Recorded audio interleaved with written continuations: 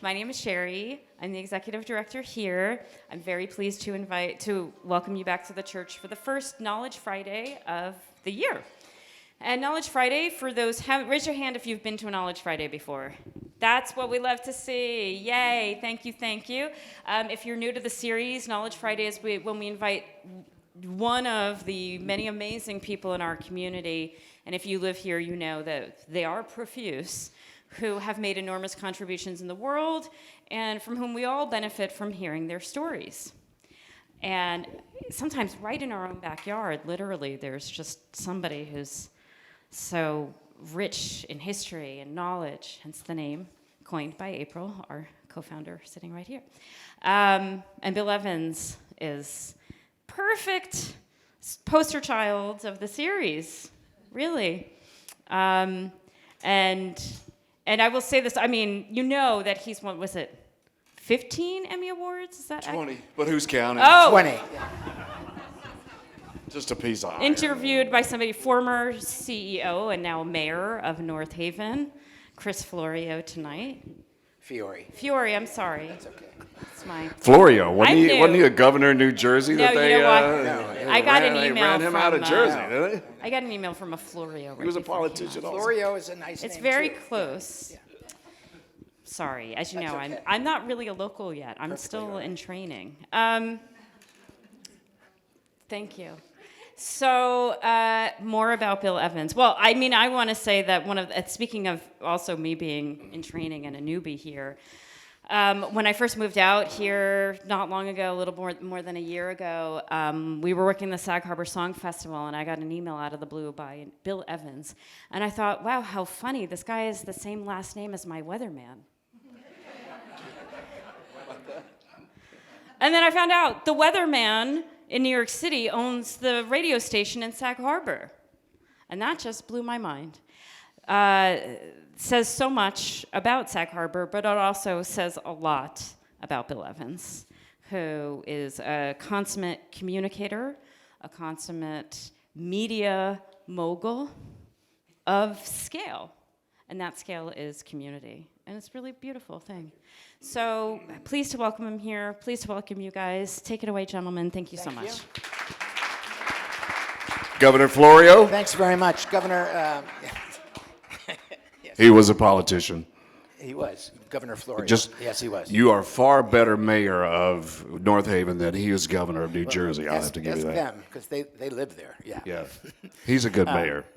So, all right, so let's get started. Let's go back 50 plus years, all right? The first question is a really, really tough one. Who won the English Football Championship in 1959? That would be Manchester United. Manchester United, very good. Okay, next question for $100 is, all right, you started in radio over 50 years ago. Right. You were born and raised where? Meridian, Mississippi. Meridian, Mississippi, okay. Yeah. And clearly they did not have child labor laws when you started in radio. No, How old were you? No, well, you learn to drive a tractor when you're like 8. Yeah, you know? right. So if you had a tractor, you know, And? we didn't have a tractor. We we used like hand labor. I grew up on a farm in Mississippi, and I grew up with my grandparents. And first, I want to say that was just a wonderful introduction. I'm really humbled by that. And this is a wonderful room, and thank you for coming, and Happy New Year. And you'll be bored to death by the time 7 o'clock rolls around, so you'll be asleep listening to this. But I grew up in a small town in Mississippi. It is the last TV and radio market in America. One television station, one AM radio station, 50,000 watts, and 2 FM stations, 100,000 watts. Which did you work for? I worked for them all. I worked for them all. Okay. So they're all the same guy, yeah. But the way it all started was my grandfather would take me with him on Sundays. He was a Methodist minister, and my great grandfather was a Methodist minister, and he had a little program on the local radio station. And the radio station looked like it was right out of Wherefore Art Thou, Brother? You know, the movie. Out in the middle of nowhere, big place, big tower, all of that. And so when I started going as a young kid, 6, 7, 8 years old with him every Sunday, he did a little 15-minute devotional. I thought the guy behind the desk, behind the microphone, that's the job I want. And that's how I started. And by the time I was 13, I bugged the radio station every Sunday the owner and the general manager for a job until they finally let me stack records, pull up cable, go to remotes. So you weren't on the air at 13? I was. Oh, you were? Yeah, I've had this voice since I was Your 13. voice had changed Yeah. by that well, time? first grade. voice I had this didn't, voice yeah. in first grade. I did Oh, all okay. I Okay, did all the elementary school announcements. Okay. Oh, good. Yeah. Yeah. No. Cool. Siblings? I have an older brother who's an architect, like Lee Skolnick. Ah. Not, I mean, he's not Lee Skolnick. He's not but I like mean, no, Lee no. Skolnick. No, He's nobody's an like architect Lee in Skolnick. Mississippi. He draws, what do you draw in Mississippi, actually? Dairy Queens. Yeah, there you go. He drew the Hampton, the Hampton Inn. Waffle houses. Waffle House, yes. He does a really good job there. So it's like the only architect, so he does a good job. What was your grandparents' reaction with you working at the radio station? They wanted, they were very supportive. And, but my grandfather, who was a minister, I mean, he was a real minister. He mowed the lawn around the church, and funerals and weddings, and go to hospitals, visit the sick. He went to jails. He dragged me off to the county jail, and he would preach to the inmates, and he took me to the elderly homes, and he would preach to the elderly, and I did all that, and I did just enough to realize I don't want that job. I want to, and I don't want to be a farmer either. That's hard work. Right. So I want to be a DJ, and I want to work in a big city. But my grandmother used to say to me all the time, "Oh, Bill, with that hair and that voice, the number of souls you could win for Jesus, And then she You said, could have, too. all the money you could make. I was like, okay, well now we're getting Now we're somewhere talking. with this. Now we're talking. So, all right, so you're 13, you're stacking records, you're on the air, you go to high school, right? You play Yeah. sports in high school? I was a baseball player, and I was in the band. I played trombone, and I wanted to be like Jim Pankow of Chicago. Yeah. Oh, that's exactly what I wanted to be. But I had an afternoon radio show every day. As a matter of fact, I had an afternoon radio show from age 16. And so my parents would pick me up at school. From age 13 to 16, they would drive me to work. I would of do course. afternoon drive in town. Right. And She didn't want to drive the and tractor then when I got to work. no, she drive the tractor, she'd right. drive the tractor. Right. So then at 16, I had my own afternoon show all the way through high school. What kind of music? Rock and roll music. Really? I played rock and roll music, and my grandparents were not big fans of that. Yeah. They were not big fans of that. I was not allowed to have games with I could only have games with spinners growing up. I couldn't have games with dice or cards. It was a Methodist household. That was gambling. They're very strict. Yes. Yes. So, but I was playing rock and roll music, and they got over it. And by the time I was in high school, I decided I really wanted to be in a big market, in a big city. Mm-hmm. And so when I was 17 years old, I decided I am going to find out how to really do this, and I'm going to get some advice from somebody. So I decided to call Hugh Downs at the Today Show when I was 16. How'd that go? Well, when you call from Mississippi to New York, it takes a while. There's a switchboard, You gotta go through it's the like board. Lily Tomlin, Right. So Yeah. it's like, I actually called NBC in New York from the radio station. I said, my name is Bill Owens, and I would like to speak with Mr. Downs, and because I just like to ask him a couple of questions. I want to be in this business, and I want to know how can I get to New York and be, a professional broadcaster. So I was on hold for about 20 minutes, and he came on the phone. Did he really? Wow. He picked up the phone, and Wow. he came on the phone. And so, when I told the general manager of the radio station, I said, I'm going to call Hugh Downs. He goes, Yeah, go right he ahead. goes in his office, right? So Hugh talked to me for about 45 minutes. He gave me great advice. He said, sound like you're from nowhere. He said, don't sound like you're from Long Island, but don't sound like you're from Mississippi. Sound like Johnny Carson. And he said to me, he was an old broadcaster, so he said to me, go stand in the corner where there's a cement wall, cup your ears, and talk and listen to yourself. Now, at first I thought, he's picking on me. He's punking me, But he was right. And he said, keep recording yourself, work on your voice. And he said, before you know it, you'll be on your way. Well, I was 16, and 10 years later, I was standing in FAO Shores on 59th Street doing a fundraiser with Matthew Broderick and Sarah Jessica Parker standing on this side, and the guy standing on the other side Hugh Downs? Tell me was Hugh no. Downs. And he was doing, of course, primetime at ABC at the time, and I had come to New York to work at ABC. And I said, hey, I just want you to know, I want to say thank you. I said, you probably won't remember this, but 10 years ago I called you, and I asked you for advice. And here I am standing here today with you, and we're colleagues in the same company. And I said, I can't thank you enough. And it's people like that that pay it forward, that help you out, that take the time. Can you imagine the number of calls he had got, and people asked for advice? I'm amazed that he picked up the phone. Yeah, I was myself. And then spoke to you for 45 minutes. Yeah, we talked for a long time. A kid from Mississippi. Yeah. Yeah. Yeah, he told me, don't learn how to run any equipment. That all changes. Learn how to write. Talk. Learn how to speak. To do live remotes and broadcasts. And he was just an old school broadcaster. And we don't have much of that today. So did you have a drawl Oh yeah. on the radio? Oh, back absolutely. In Meridian, Mississippi? Oh, yeah, absolutely. Yeah, I go back and listen to old tape and go, wow, that doesn't even sound like me at all. No. So then in college, okay, so before you got to Yeah, well, Schwartz. I was working at a 100,000 watt FM station in the middle of the night. I did 7 to midnight, and I played rock and roll records, Led Zeppelin, and all that, Grateful Dead, and I was in a trailer, a mobile home. The radio station was in a mobile home, and one night this guy and his wife walks in and says, "Hi, my name is Glenn James, and I'm from WKOR in Starkville, Mississippi." And that was at Mississippi State University, and that was a radio station that if you went to that radio station, you were on your way. They were right outside of Memphis, and so they offered me a scholarship to go to school as long as I worked at the radio station.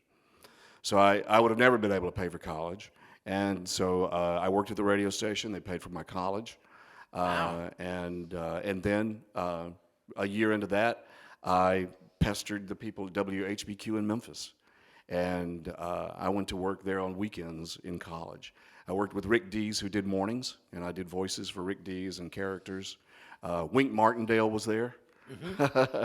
For those of you who remember Wink Martindale, the game show host, he was from Memphis. He was on WHBQ. And so I worked at 56 WHBQ. It was a 50,000 watt AM station. And so that's where I really learned how to be on radio. And I was 17 years of age at that time. And I really learned a lot about radio, working for Rick Dees, working for great DJs that were there. And these were guys that were like the great Chuck Browning and Paul Knight Mayer, the Steve Hatley, just names that you may not recall, but these were big names. Chuck Browning had worked at KGO and he'd worked at KABC, and so I got a lot of tutelage from those people. So at that time, in order to get from one station to another, a bigger station, a bigger market, you did audition tapes, right? Right. So what was your next step after Memphis? Did you go to Dallas? Well, after Memphis, I was on AM in Memphis, and AM radio started to really go out. And for rock and roll music, it was changing over to talk, and all of us AM DJs were losing our jobs. So I left. I left Memphis and went back home to Meridian, Mississippi, to my hometown. And I was out of work, and I didn't have a job, so I went home. And I went home to see the mentor that I had gotten all my advice from, and that was the weatherman at the TV station. His name was Bob Holland. He'd been the only weatherman they'd ever had. He went to Howard Lipscomb in Nashville. He moved to Meridian when they put the station on the air. He was their first weatherman. So I went home, went back to work for the radio station I worked at, and then I started on television. And I was 19 years old. I dropped out of college. Doing weather? When did you get into meteorology? I did weather on TV on the weekends. Yeah. I had to do everything. It's a one station town. Right. So you had to shoot the news, you did the sports, you did the weather, and you did the news. And you sat in each different chair. It was only me and the guy in the control room, right? The cameras were all, all set, all locked down, but they were the old cameras. And they were the same cameras that were still there when I was a little kid. When I was a little kid in Mississippi, they used to have live bands and live television programming. And so when I was a little kid, the television station managers called my grandfather and said, "Hey, James, could you bring little William over to the TV station? We want him to do some commercials for us." I was about 9. And so I go to the television station, do a commercial. They got a country music band playing. They've got cars. This was an old style television station. They had elevators that brought up cars and refrigerators, and they did live commercials. And they said, "Little William, you're going to do a spot for Jack Ed's Fried Chicken." And so now you go out to the piano, and the fried chicken will be sitting on top of the piano. Now when you go out, Mildred's going to play the piano, and the cameras are going to come over, and you're going to tell them how delicious Jack Ed's Fried Chicken is. And I was like, great. So I sit in the control room watching all this going on, live TV going on. And so it's time to go out and do the commercial. And I get out there, and the basket is sitting on top of the piano, and Mildred starts playing the piano. And now here's little Bill Evans to tell you about Jack Ed's Fried Chicken. I look down to pick up the basket, and there's nothing in it but bones. The stagehands and the band, Everybody ate the they chicken. ate the fried chicken. So now I've got for 60 seconds On to TV. fill. See, this would have been good on radio. Yeah, radio would have been fine, Yeah. right? But we're on television. I'm like, look here at Jack Ed's Fried Chicken. It's so good. Everybody ate it. I wish I had some fried chicken to show you folks, but I don't, because Jack Ed's Fried Chicken is so mouth-watering good. And the phone at my house started ringing, right? All the parishioners calling up the house. They thought that was the funniest thing on television. But that's how we get broken into this business. You know, you've got to fill dead air for 60 seconds, and you had just a basket full of chicken bones. So post-chicken, after Meridian. Yeah, I worked in Meridian, Started and to then move around to different markets. I went to different markets. I left Meridian, went to Jackson, Mississippi for a year. I was a TV reporter, and while I had done weather, and I got a weather job in Jackson, Mississippi, and I got a radio job. So everywhere I went, I did radio and TV both. So I was doing. Did you have a green screen? Yes, finally a green screen. Pre-green screen. In Mississippi, in Meridian, we didn't in have Meridian, a green I'm sure screen. you We didn't, we spun a spindle with magnetic letters. globe?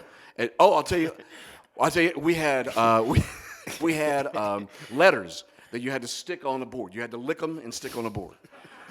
So I mean, and there were massive boards, right? There were massive boards. So for the 6 o'clock news one night, I licked all the H's and the L's and the fronts and sticking on there, stuck them all on there. I went to the bathroom, made sure I had my tie and everything all ready to go, and so I go out there, and this is the South in August, air conditioning in the building broke, and they turned on these giant fans. So right in the commercial break, right in the commercial break before the weather, blew all the H's symbols and the off L's. the weather map. Yeah. And I You just had a blank map. running around in the commercial break, and the map didn't look anything like the weather. Right. It didn't look. It was like it was H's over the water, and the fronts are all upside down, and the yellows and the blues were just all mixed up. So, you know, that's just it's small market television. So I left Meridian, went to Jackson, and they had a green screen and all this stuff.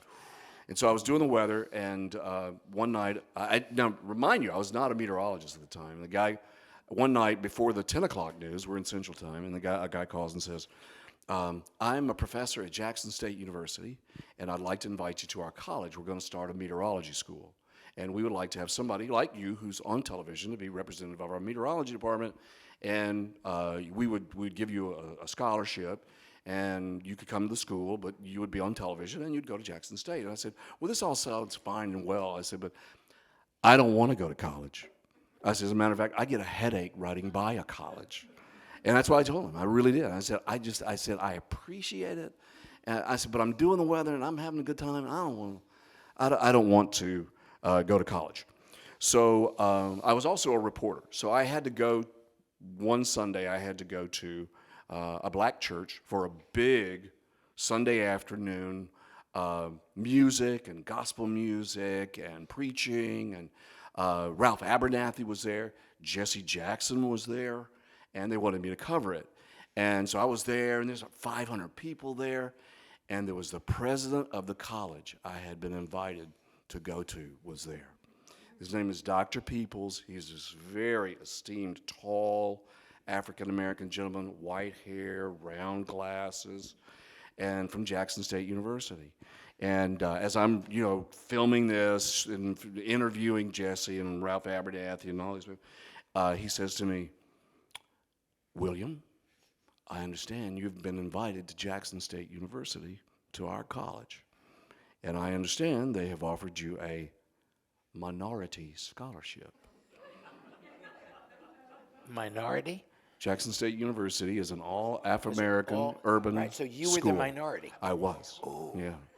So I said, well, Dr. Peoples, I really appreciate the offer. I don't want to go to But I don't want to go to college. And I told him, I get a headache riding by a college. I told him the same thing. I said, that's what I told Dr. Deutschman. I don't want to go to college. And Dr. Peoples just took his glasses off, and he did the old thing where he rubbed it on. And he looks at me and he goes, William, I have seen you do the weather on Channel 12, and you need to come to Jackson State University. So I did. I did. I went to meteorology school at Jackson State, and here we go. You know, just a few years ago, I was invited back to their big alumni gala and was invited to speak. And Dr. Peoples was 92 years old. He was still there. He came, and I said, do you remember you telling me that story? And he just looked at me, and he just smiled. Yeah. And he walked by, kept going, you know, very, very, very nice gentleman. And I would have never gone had he not said that. Yeah. Yeah. But that's where you got the meteorological That's where I learned about meteorology. bug. Yeah, upper atmosphere and the computer models, and there's a lot of math involved. You take 4 semesters of trig, 2 calculus, 3 upper level dynamics, and it's a lot of math. I had to have tutors, and I hired tutors, and I did all that and stuck it out. And after Jackson State University, and when I'd go to Jackson State University in the morning, and it's right in the middle of downtown Jackson, and I'd walk across campus to go to my car, and I did the weather at night at 6 and 10. And all the kids at the school knew who I was. Of course. And so they would yell across the campus, hey, Spot, we'll see you tonight at 6 o'clock. Yeah. That was my name. Spot? Spot was my name as I walked across the campus. And the kids had a blast with me, and I had a blast with them. And I had a really wonderful time. And I enjoyed my time at that school. And so I've done everything in the world I could to help them raise money. They've come to New York City, and we've raised money for the school and done a lot for them. It's a wonderful school. They just opened not by Cornell standards, a $30 million science building, but they opened a $5 million science building big on for campus Jackson. in downtown Jackson. And they're doing great. Macmillan here, who published my books, gave them a big donation. So that was just a great experience for me. So I didn't know how the weather worked, so it was good to have gone to school there to learn how the atmosphere really works. It's more than cold air from Canada, isn't it? Yeah. Yes. It's a lot more than that. Yeah. That's all I know. Yeah. So meteorology took you, now you leave Jackson. When did you get to Dallas? I went to Mobile, Alabama for 2 Mobile. years, and then I went to Dallas, Texas. To work at Channel 8, which is a great Which is a big WFAA, station. Yeah, which that's is a big right station across in the street from the book depository in downtown Yes. Dallas, and all that took place there and in the rail yard there at the WFAA, and that was a great place to work. I did morning radio on Y95 in Dallas, and I did the evening weather on Channel 8 in Dallas. And so that really, I only worked there a couple of years, and then I was gone. I had been offered the game show host for Wheel of Fortune. Wheel of Fortune. Yeah.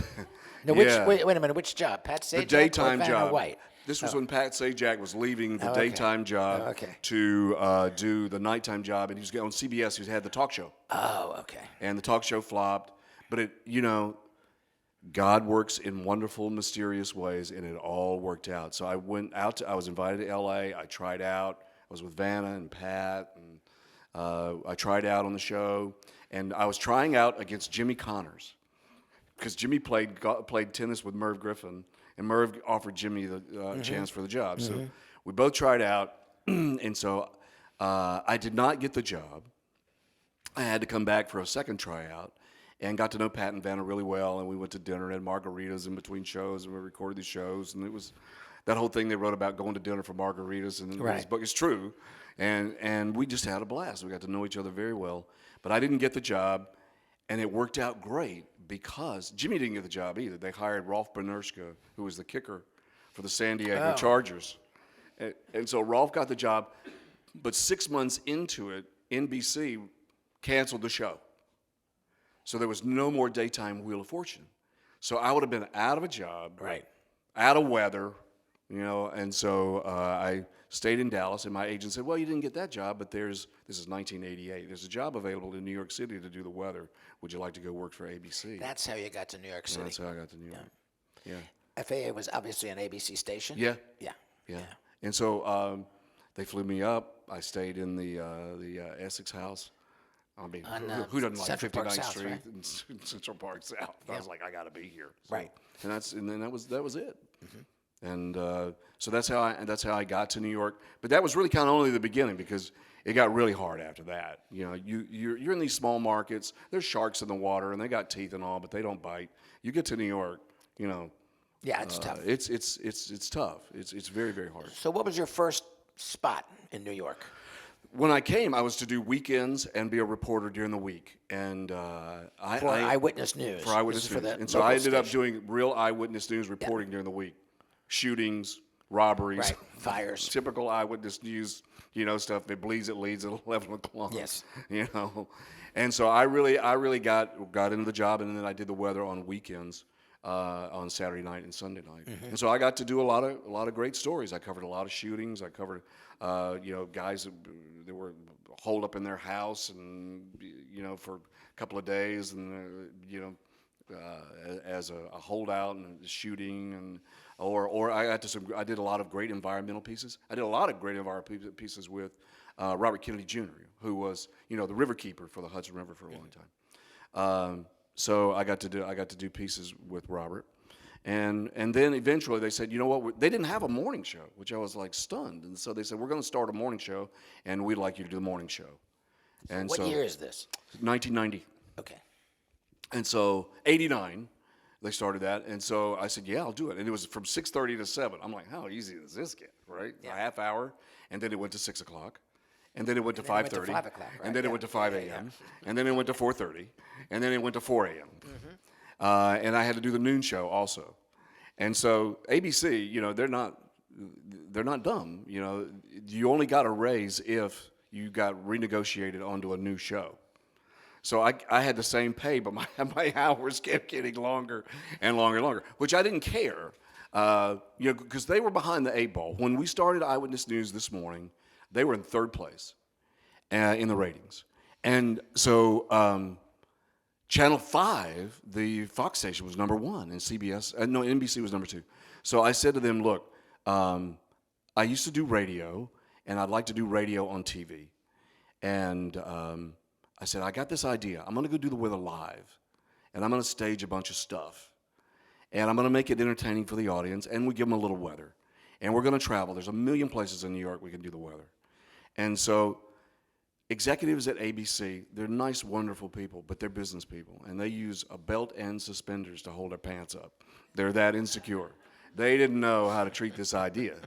And I said, just try it. I said, I did it in Mobile, Alabama. I did it in Dallas, Texas. Weather on radio, it's going to work. I'm going to be live on location. I'm going to do the weather. I'm going to do a little sticky stuff, and it's going to work, I promise you. And so this was May Sweeps, 1989, and I said, now, if it doesn't work, I'll go away.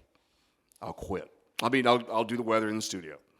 And so we did the May Sweeps, and I did the weather from the aerodrome in Dutchess County, the World War I airplanes.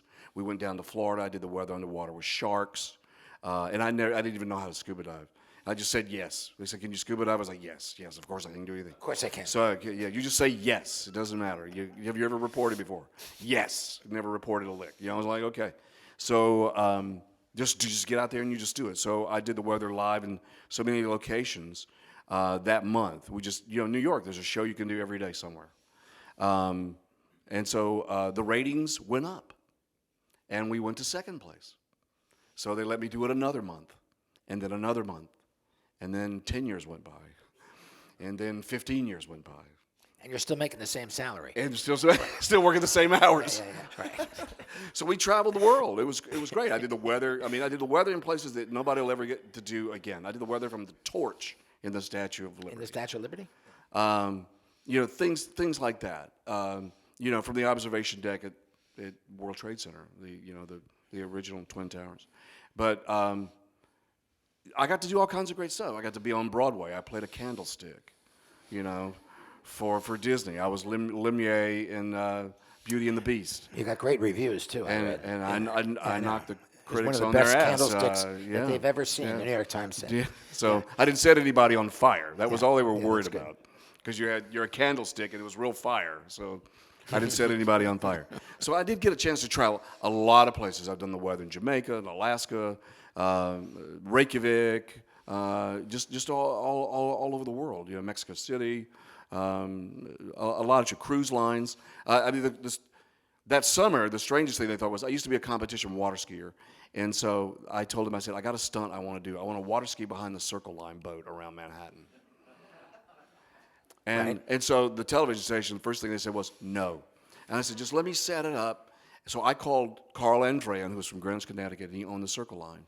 And I said, I want to water ski behind the Circle Line boat around the Statue of Liberty, up to the Hudson, up the Hudson to the George Washington Bridge and back to the Brooklyn Bridge. And he said, perfect, we'll set it up. He didn't bat an eye. So I water skied behind The Circle Line boat. Just pulling over. And I did that, and then the Beast, and then I water skied. They had a boat called the Beast with 45 miles an hour. Water skied behind that. And so just did all kinds of stunts. Fed sharks underwater. Any life-threatening things you did? Couple of things got out of hand. I almost got eaten by a whale walrus one time. Was pretty aggressive. Oh, I almost got killed by the slowest land animal on the planet. What is that? That is the one-toed sloth. Single-toed sloth? Single-toed sloth. Almost killed me. Can you believe that? I was at Safari Park in New Jersey. Okay. Holding. They named him Chewy, by the way. Yeah. And they go, hold Chewy, he's great. As I'm holding Chewy, Chewy puts his arms around me and locks his little one hooks in the back. And then he puts his legs around the front, and he puts his one hook in the front. And I'm holding Chewy, and everything's all great. And I'm like, hey, this is my friend Chewy. I'm live on the air, right? Yes. They put the stats on one side. It's 45 degrees, and this is my friend Chewy. And it's, humidity. I feel something warm running down my neck. Ooh, blood. And I went, yeah. Blood. Yeah. Chewy had took his two fangs and put it right next to my jugular vein. Ooh. I didn't even know it. And so I'm live on television. So the anchors are like, oh, you seem to be, you know how news anchors are, right? They're wonderful people, but, sometimes you just go with it, right? Right. Oh, Bill, oh my, one of those. And I said, what's going on? They go like, well, you seem to believe it. I was like, that's nothing, it's a little scratch. And so it wasn't. It was two fangs in my neck from Chewy. So we get to the commercial break, right? I did the whole weather, everything, get the commercial break. And so he did. Luckily, he didn't hit anything vital. But a guy comes running out with a medical kit, and I said, this is great. We got a nurse, doctor on the premises. The guy goes, no, I'm the vet. So all's well that ends well. And Chewy? Did they have to put her down? Chewy, unfortunately, I don't know if it was me. Could have been you. But a year later, Chewy was not around. Yeah. Chewy had succumbed to some kind of bacterial infection. Did Chewy play any role in any of your books? I have never told that story. This is the first time I think I've ever told this story. I've never told that story to anyone. I was like, afterwards, I was like, there's blood all over my shirt. I was like, you gotta be kidding me! I can't believe this. As many animals that I have worked with, I worked with every animal in Ringling Brothers Circus. I rode an ostrich in the circus in a show several times. Rode the elephants. Doing the weather? Doing the weather. Yeah. Rode an ostrich. I was like, are you kidding me? They go, oh yeah, you can ride this ostrich. People do it all the time. Mm-hmm. I was like, what? So I rode the ostrich on the weather, and they go, come do it in the show. It'll be great. So I'm at the Meadowlands riding an ostrich in the show. I rode the elephants. I rode the horses. Anime, the elephant that is in the Big Apple Circus, laid down on top of me. And I did the weather with Anime, with the big tusks and everything laying on top of me. I was scared to death. I thought, I'm sure. What if Anime just like suddenly kind of hiccups or something? Yeah. And I'm flat as a pancake under here, but it all worked out. It all worked out. It all worked out. Anime? Anime was her name. Yeah. They told me to feed Anime, and this is what they fed Anime. She liked Dunkin' Donuts. So her trainer, the owner's name was Jumbles, and he lived in South Florida. And Anime lived a great life, and she loved being in the show. And Jumbles says to me, he hands me a box of Dunkin' Donuts, and he says, feed them to Anime. So you know what I do? I take out one donut. He goes, no, that's not how you feed Anime. No. Take the whole thing. He says, take the whole thing. I said, the whole thing. Yeah. And I said, pull them all the donuts out and put them on. No, he goes, the box and everything. Right. Push it in Anime. Right. She loves it. That's her treat. I pushed the whole box of Dunkin' Donuts into Anime. She ate the whole thing. Wow. It was great. Imagine if you had Krispy Kremes. Right. What she could have done. Right. Yeah. That's amazing. So I did the Big Apple Circus for years, and a lot of times, we were breaking a lot of ground because nobody did live TV weather. No. And we broke. Nobody's done it since, have they? And now COVID shut all that down, and right. nobody really did it after that. So we went to number one. We stayed to number one in the morning, and I flew with the Blue Angels, the Thunderbirds, played golf with Arnold Palmer. I played basketball with Patrick Ewing. I ice skated with Christy Yamaguchi, and which was at the Woman Rink in Manhattan, and just did an insurmountable of live shows. But it takes a toll on you after a while. You get up at 1:30 in the morning. I was going to ask you, how long have you been getting up at 2 o'clock in the morning to go to work? Yeah, 35 years. Yeah. Okay. God bless him. Yeah. So it was time to do something else. Yeah. Yeah. He does not watch late night. Oh, I didn't. He tapes it. I didn't even know they had late night TV shows. Yeah.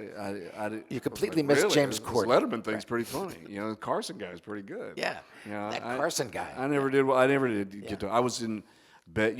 There were a lot of times there was a wiffle ball game going on in my backyard in the middle of summer. I had to go to bed at 8 o'clock. It's still light outside. So I couldn't be with the kids all the time. But I still, on that schedule, managed to coach little league football for 6 years, the girls softball and soccer. I never missed a recital. But you're still up. You're still on the air. I get up now at 4:30, which feels like I've slept the day away. Okay. 4:30 in the mornings. That's like sleeping in. Yeah, that's like having slept a long time. So I get up at 4:30 every day. I do the morning show with Gary Sapien, and then Saturdays we do a show, Lunch on the Deck. April and Eric were on Lunch on the Deck, and that's where we found Lee Skolnick, and that's where we found you. That's where you found me. Yeah. 3 years ago. Yeah. Yeah. Terrifying. I know. And then he offered me a job, and because I was retired. So then he offered me a job. It was so nice. You know how we all hired worked you? out. Yeah. Jessica Ambrose came to me and said, I found this guy. He is a live wire. Wait till you hear this guy. And we brought you in, and you were a DJ in Dayton, Ohio? 50 years prior, when I was in college. Yeah. Yes. Yeah, well, that doesn't translate for everybody. We get a lot of people who say, I'd like to come work for WLNG. I was a DJ at college. I'm like, well, okay. Yeah. Come on by. Let's make a tape. And, play some rock and roll records. Talk dirty. Tell me how, sort of, like a rock and roll DJ, that kind of thing. So, and tell jokes and, it's a family show, WLNG. It's a family show, right. Yeah. No sex, no religion, no politics. Except on Friday nights. Except on Friday nights from 6 to midnight, right. I do try to eliminate sex. A lot of people don't know that Bill Evans is also a New York Times best-selling author. Yeah. You didn't know that, did you? There's that. Ed knew that, yeah. No. Yeah. Yeah. How many books have you co-written? I wrote 5. Right. Yeah. I wrote 4 novels and a weather book for kids. But the first one is about it's about a rogue hurricane. Yeah, hurricane hitting New York City. It's the only one I read. I'm sorry. I haven't gotten to. Thank you. 2, 3, 4, and 5. When I came to New York, I came from the South where there's a lot of hurricanes, and the reason why I really became a meteorologist was because Hurricane Camille hit our hometown when I was 9 years old in 1969, and it killed 79 people, 70 of which we never found from the storm surge. And so I was really affected by that growing up, and I wanted to be a meteorologist. And so, Hurricane Camille had 240-foot waves at the time it hit the shore. And so It's like a tsunami. Yeah. And so my college paper was on that.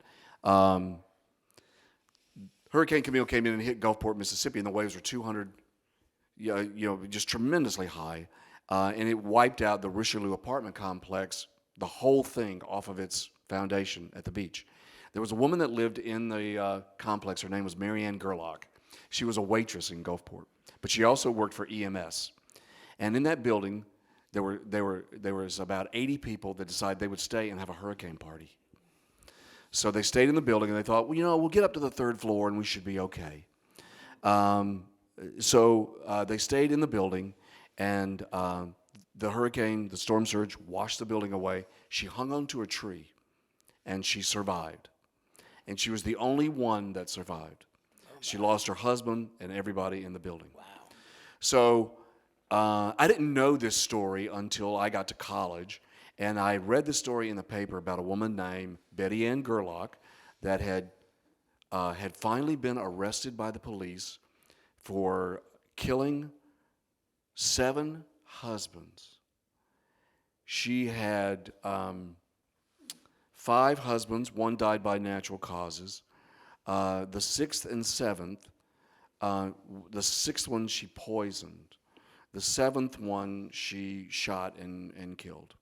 And when they interviewed her, they said, well, it's all post-traumatic trauma from Hurricane Camille. So Make a note of this, ladies. Okay.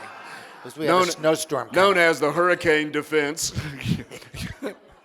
So I thought, how cool is this? For my college paper, I'm going to go find Betty Ann Gerlach and interview this woman. So the men that she had poisoned, it was weird because nobody had looked into this. They finally had a young DA in Gulfport that went, okay, so she shot her 7th husband. What happened to the previous 6? So he exhumed all the bodies and found that they had been poisoned. So when she used the hurricane defense, I went to the prison. I asked for special permission to be able to meet with her and do a little interview. The Weather Service had already done an interview with her, so they had kind of paved the ground for me to do an interview. And I interviewed her, and she said, oh, yes, I had this trauma all my life. And she died just a couple of years ago, but she was released from By prison. poisoning? Any chance? I was just She was curious. poisoned by the kids. Yeah. She ended up living in Jackson, Mississippi, and worked for the church. Hallelujah. Good for her. So she ended up working in a church in Clinton, Mississippi until her death. But I interviewed her for a college paper, and I just thought it was interesting that she psychologically thought that was all that post-traumatic trauma of hanging onto a tree for 5 hours, in the flooding. It washed the Richelieu apartment complex away, and she hung onto a tree she was washed into a tree by the railroad station, which is a mile and a half from the beach, and she survived. And so that's when I became a meteorologist, and that was really kind of the impetus for it. So much material could be taken from just that story. I know, right? The tree, a mile away. And the kids were. I the never only did. one. And so mile and a half. You could just go on. I thought hours. So then I thought, okay, I'm going to write. When I came to New York and saw all this water around Manhattan, Manhattan's an island, Long Island's an island, I was like, this is a lot of water. What if a hurricane hit here? So I thought, I'm going to write a book about this. And I went down to the library at Bryant Park and started researching hurricanes. And of the top 20 hurricanes of all time in the United States, 10 have hit in the Northeast. 10 hurricanes have hit major. Of the top 20 hurricanes of all time in the 1900s, 10 were in the New York City area. And the 38 being the biggest, probably. But you had hurricanes back in 1890, 1860. You go back to the time of Chamberlain and Hitler, and you see that when the 38 hurricane hit, there was just one little thin column in the New York Times on the left-hand side of the page, and the rest of it was, Neville Chamberlain meets Hitler, covers the whole front of the New York Times. That's where the country's mind was. It had no mindset whatsoever on that 38 hurricane that it would hit You know, they weren't even thinking about it. And of course, it destroyed the eastern Long Island, and it made the Shinnecock Inlet, and you know, and all that. But you can go back to 1900, 1850, 1650. At the time of Columbus, there have been hurricanes that have hit here.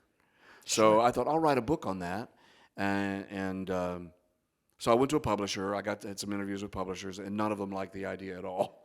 They said 6% of people who read books, which is about 38% of our populace, 6% read science books. And I went, but I like science books.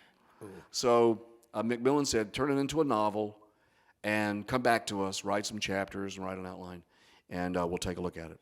So Tor Publishing from Macmillan published my first book, and it's called Category 7. And I made up a whole story. It's about a guy on Wall Street who worked for the CIA in the 60s. And they had a project in the 60s called Project Popeye, where the National Weather Service was manipulating the weather in our country. This is a true story. So I used fact to make a fiction book. And so they were doing Project Popeye. They were putting barium into the atmosphere to see what that would do. They were trying to cloud seed. They were putting silver iodine in the atmosphere. And so I thought, okay. So I made up a guy who used to be in the CIA and did those projects. And the true story is they abandoned those projects in the 60s for nuclear weapons because it was faster and easier in the Cold War to build a nuclear weapon as opposed to try to starve the Russians with weather manipulation. So I wrote a book about that and made up a story, and this guy makes a hurricane and he points it toward New York City, and it takes off from there. And it was a New York Times bestseller, right? Yeah. As were a few of the others. I wrote another book about methane hydrate called Frozen Fire. And then I wrote another book about Nikola Tesla. I made up a whole story about Nikola Tesla. And it's called Black Male Earth. I wrote a book called Black Male Earth, which was I wrote a book about Nikola Tesla. And there's a electromagnetic station on Antarctica that is influencing the weather. And they have to use the Navy SEALs, come in and do a drop and take over the. And in my books, all the heroes are women in these books. So I used a heroine in all the books. And then I wrote a book called Black Male Earth. It's about terrorists. I read a story that you could take actually. You can take a iron ore. You know, this is about global cooling and global warming. You can take iron ore, cargo ships of it, and dump it into the ocean and cool the ocean's temperature. The Earth, of course, is 78% water. So if you can cool the ocean, you can cool the planet. But you can cool the planet to a degree that it harms the planet. So these terrorists decide, okay, they're going to hold the Earth hostage and say, look, unless you stop all the coal-fired plants, we're going to dump all this iron ore into the oceans, and it takes off from there. Yeah. Interesting. And then I wrote a book for kids called "It's Raining Fish and Spiders," and I was going to name it. Did you know fish could fall from this? Did you know fish? I was going to name it something, and other acts of cod. It was like fish falling from the sky and other acts of cod. Publisher didn't like that idea at all. Well, I think that's great. Your book will never sell in the South. I was like, I'm from the South. We're crying out loud. So we named it. It's Raining Fish and Spiders, which is about tornadoes pick up things. Actually, I have a great picture of spiders falling from the sky in Australia. A tornado picked up a den of spiders through a cave, and it went up and it dumped them in another place. And so that's a book for kids. It's got lesson plans in it and experiments. Cool. And all kinds of stuff. So let me ask you about an award. You've won a lot of awards. You've won a lot of Emmy Awards, 20 Emmy Awards, New York City, most of them from WABC-TV. That's right. Oh, yeah, all of them. But of all the awards you've gotten, what's the one that's most meaningful to you? Well, I'll tell you, the one that was most meaningful was I won several Emmys that were not even for weather at all. I had done some public service shows. I had done sports. I did a show. I did a show on other stuff other than just weather, and won Emmys for those things. A music show, but my favorite was I had played in a softball game for Channel 7, and I exploded my Achilles tendon in the softball game. And it was at night, and I played a lot of softball. I played minor league baseball, and I played a lot of baseball. So it was just time, you know. It was at least I had a story, right? Right. I could have been walking across the street to Scavoni's, Right. you know. So at least I had a story to tell. So I popped this in a softball game batting, and I thought Joe Nolan was the catcher, the traffic guy, my best friend in the world for 35 years. I thought he hit me in the ankle with his face mask. I said, "Did you hit me in the ankle with your face mask?" And he goes, "No, if I was going to hit you with my face mask, it would not be in the ankle." Right. You know, it would be in a more vital area. So, but I had to be on the, you know, this is how our business works. The Olympics were going on Channel 4. And, of course, it was in China that they were going. So they were running the Olympics in the morning opposite our news. Mm-hmm. So the general manager says to me, "What are we going to do?" I said, "Well, I don't know, but I have to be in a cast for 3 weeks lying in bed." So says the doctor. Now, I said, "You know, I will do whatever I need to do." So I said, "How about we do this? I will do the weather from my house, from the backyard. Send the crew to my house. I'll do the weather every day. And we'll come up with a name for it." Okay? So for 2 weeks, I did the weather from my backyard, and I came up with a show every day. And we called it Pros Play Hurt. And I got to be in a promo with all 4 of my children. And I got this huge cast on, Right. and we're in the backyard. So what we did was we came up with a different show every day. And I won several Emmys for that. But we mocked the Olympics. We had the Olympics in the backyard. We got all the neighborhood kids, and they did Olympic archery with the Nerf arrows. Right. You know, they did equestrian. They rode on each other's back, and they jumped over obstacles. And we had Tommy John come. Tommy John was the coach of the Bridgeport Bluefish. Had a Tommy John show, and he talked about Tommy John surgery. And one of the shows, we invited the band from La Paloma, the Mexican restaurant in Old Greenwich, to come over and play music one morning. And we were going to have a fiesta. So it's 4 o'clock in the morning. And so we have a little language problem with the band. They came over from the night before. They had all the hats, and it's 8 of them, right? And so I said, "You know, you're in my backyard. You know, I didn't know how to say. 4 o'clock in the morning. I mean, I'm sure many of you speak the language very well, but I didn't know how to say, play a ballad in Spanish. You know, play something soft. I said, play something soft, pianissimo. You know, it's 4 in the morning. And I said, and then when the sun comes up, we'll ramp it up. And so I go, "Good morning. Here's our band from La Paloma." And all of a sudden, the trumpet's playing, the lights come on in the neighborhood, the phone starts ringing. The next door neighbor goes, "What's going on over there?" I said, "Oh, I'm sorry, we're doing a morning show." And she said, "Oh, I thought it was my son coming home." Oh. Blasting his music. So we won several Emmys for that, and I thought that was the most fun. That's cool. Yeah. We overcame an injury, and we had great ratings out of it, and it was a lot. And you were up against the Olympics. We were up against the Olympics, Yeah. and that's a tough one. That's very interesting. Yeah, that's cool. Yeah. So anyway, so now your Achilles tendon is healed, and 5 years ago, you and your wife Sandra decide that you want to leave the Big Apple Yeah. and come out here and buy 92.1 WLNG. Yeah. So what led you to that? Well, my contract was up, and I was in the middle of negotiating a new 4-year contract, and I really didn't want to do it, but I was going to do it because I didn't feel like I was so used to the routine, the money, and so they were offering me, a very, very, very, very nice deal to stay after 35 years. And so Sandra came home. It was in the winter. It was in November, December. And we were out here in Sag Harbor. We'd been coming to Sag Harbor for years. Yeah, you were here. Yeah, we were already here. So she came home and she said, "I drove by the radio station and the snow, and it's beautiful. It's gorgeous, the snow on the tower. And it's just beautiful, the cove back there." She goes, you ought to call them up and ask them to do the weather. And so I said, all right, I'll call them up. And I didn't know anybody. I called up and I got Gary on the phone and I said, hey, I'd like to do the weather for you. And he goes immediately, don't need you. And I said, all right.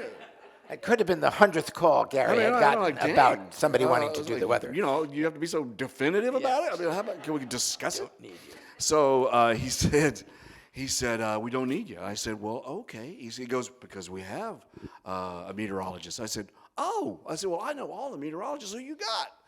And he said, well, he's not a meteorologist, but he does the weather. And I said, who you got? He goes, we have a plumber. Mm-hmm. And I was like, oh, okay. And this plumber, he goes, his name is Don Thompson. He's been doing the weather here 20 years.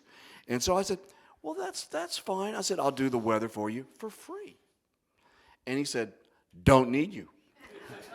And I said, well, oh, okay. So he said, well, come by anytime and take a tour. And, it's nice talking with you and come by anytime. So my wife happened to be in her physical therapy office at 57th and Lexington Avenue. And a gentleman was at the front desk.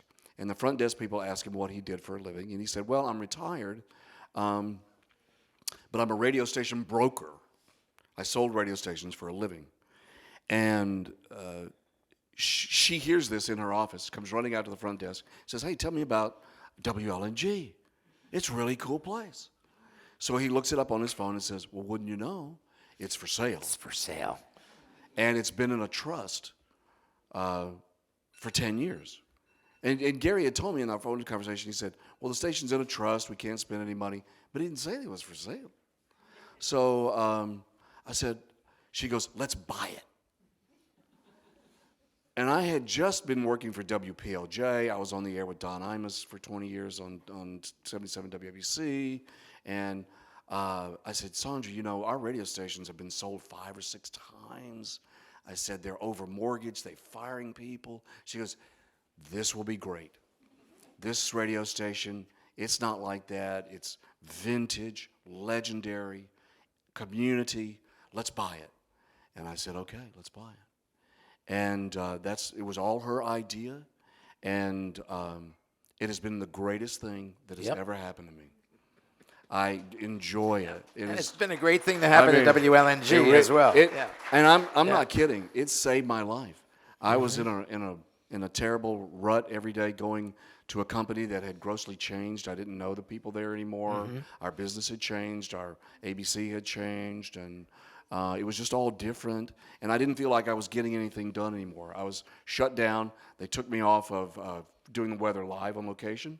They stuck me back in the studio, and all the executives changed, and so they didn't know anything about what we had done and what we were doing, and so I was just kind of stuck in a cubby, and I was just wilting on the vine, and like I say, God works in great ways, and pushed me into an area that I never thought I would do. I would never thought I would come run a small radio station after working and starting my career. Right. You started in local radio. Yeah, and so I worked 7 days a week, basically. And we bought another radio station that goes on the air. Tell us about the new station. Yeah, we have a new station. We bought a frequency, 94.5, and that radio station goes on in 4 months. What's the format? Can you tell us? You told me. I know I told you, which was a grave mistake. I know. I haven't told anyone. I didn't tell anybody. I might as well just drove the bus out there and broadcast it. Well, yeah. Okay. So it's going to be probably country music, country music, if you like country music. But it will still be local. It will still be obituaries and local news, and Ed does our local news, and local DJs and local music.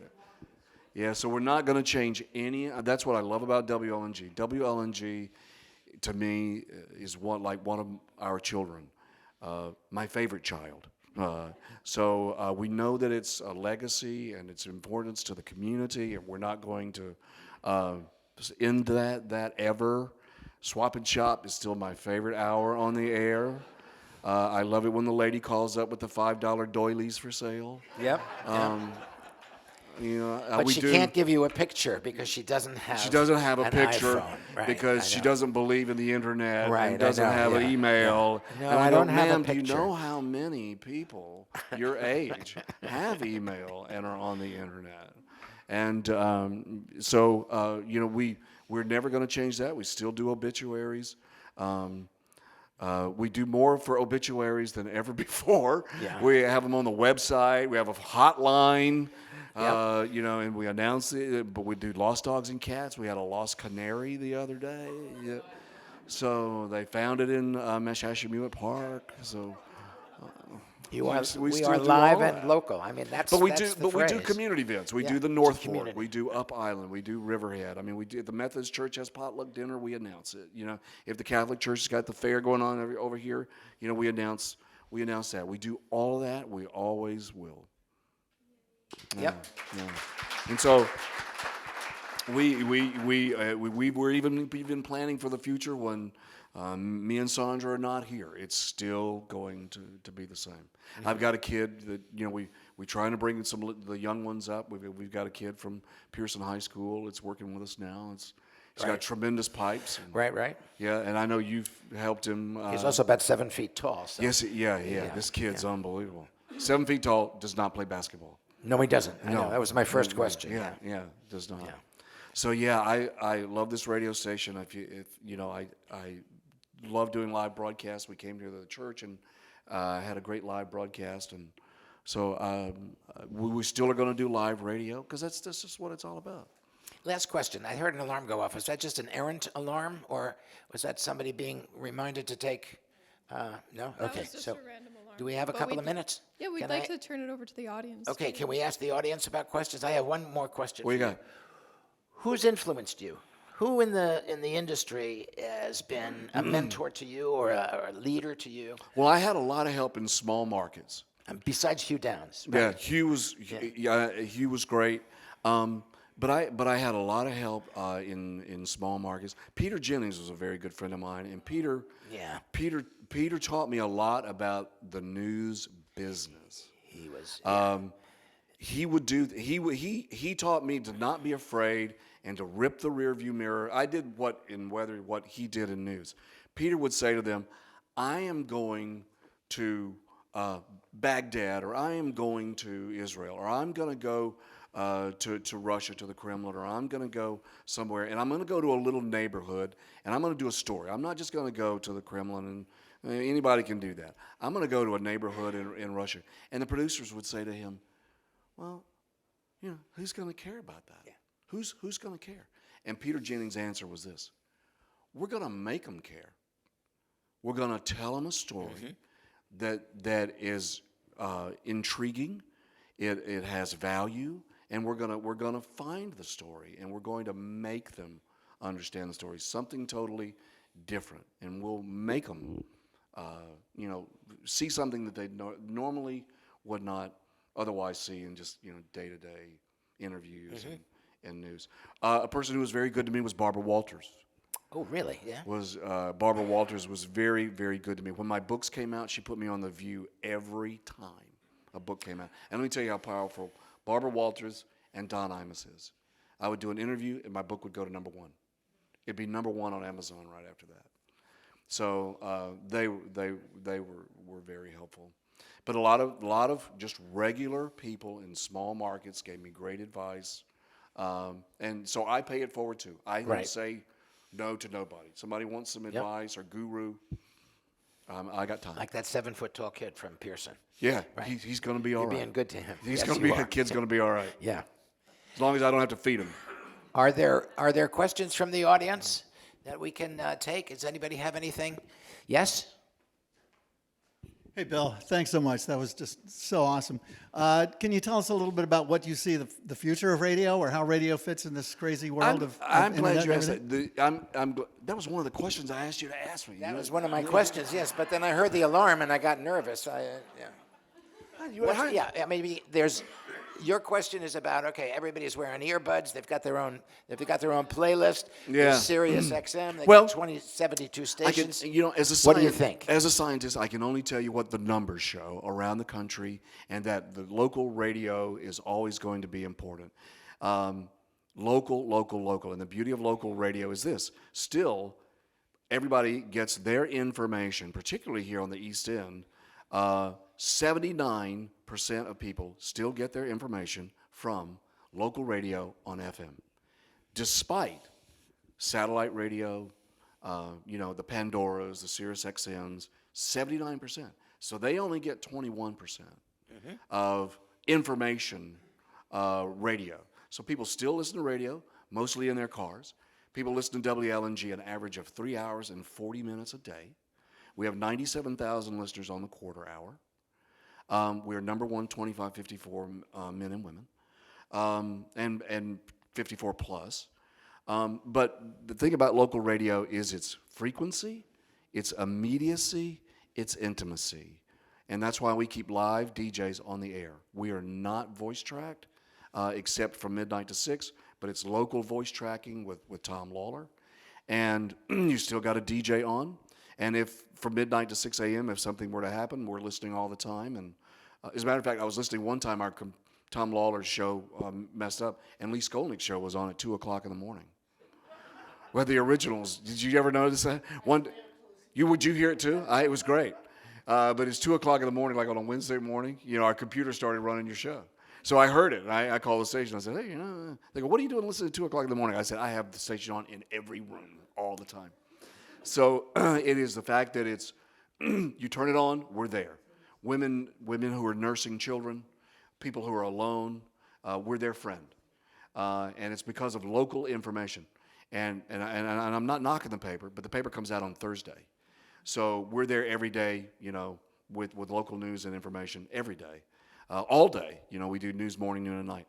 And so that's where radio is going to stay. I mean, remember the song The Buggles, Video Killed the Radio Star. That's how MTV opened up. Well, MTV doesn't play music anymore, But we still play music, and we still play 50s to the 2000s. And we have an app, and you have to do all of those digital things. We have an app. We're online at WLNG.com.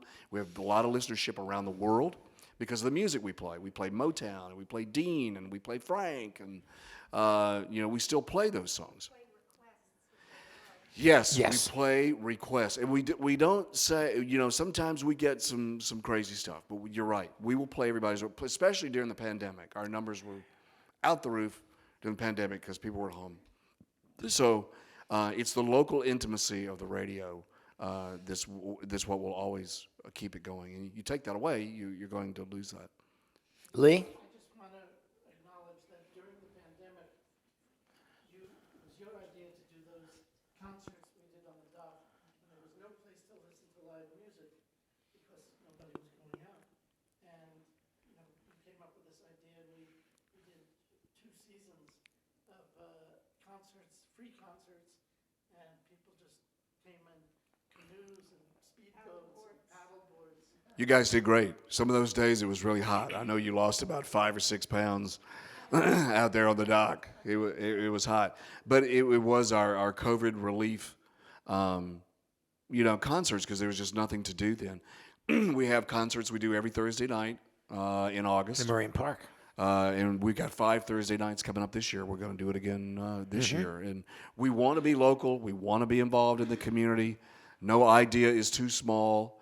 No idea is too great. We're going to be doing more. We're going to try and sponsor concerts down at Havens Beach in the summertime and have more events, particularly in June and July where there's not a lot of music concerts around at that time. So we're gonna be doing that. But local radio is where it's at. I go into the city and I listen to CBS FM and I listen to WPLJ, whom I used to work for.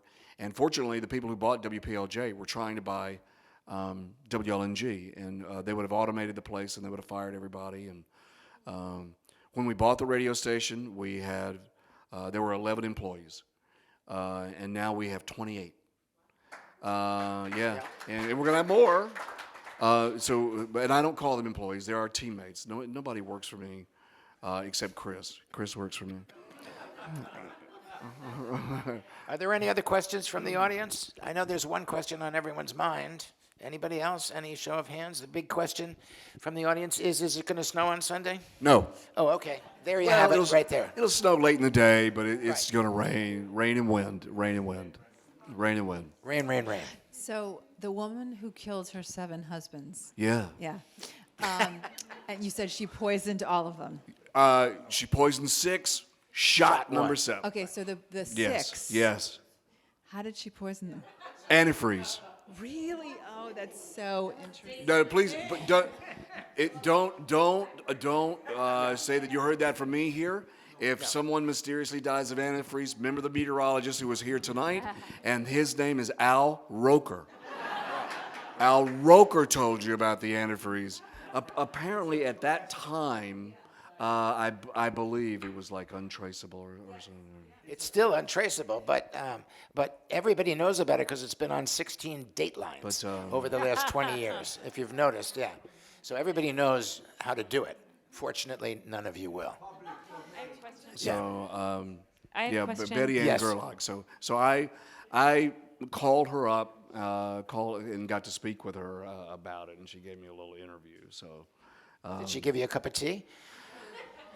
No. I believe the line she used was on the phone. I just called her up on the phone. I didn't go to Parchment Penitentiary or anything like that. But the Weather Service did, and they interviewed her. But she was already out at this point, and she said to me on the phone, "I loved them all." Oh, famous last It was words. the famous last words. Well, I loved Yeah. them all. Yeah, Ms. Gerlach. Yeah, she's a sweet lady. The one who killed 7 husbands. Yeah, Loved I them think all. that's the right number. I do believe 7 was the magic number. 4 or 5 at least. You have a Question? mic, right? Go Yeah. ahead. Bill, it's so striking how many things you've done in your life. Is there anything you've yet to do that you would like to do?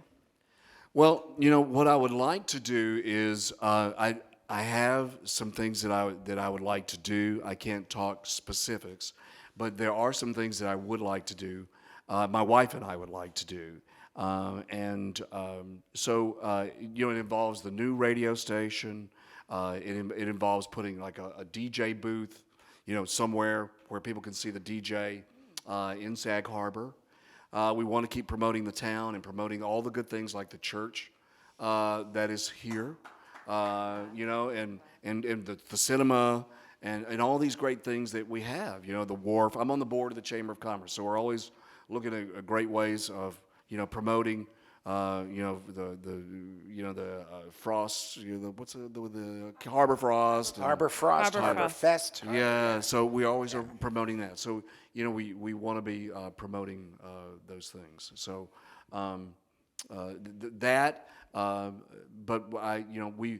we have, and if you have anybody or know anyone that collects radios, please come by the radio station someday. We have a massive collection of antique radios.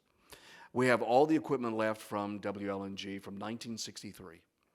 And we are going to do something with all of that for the public.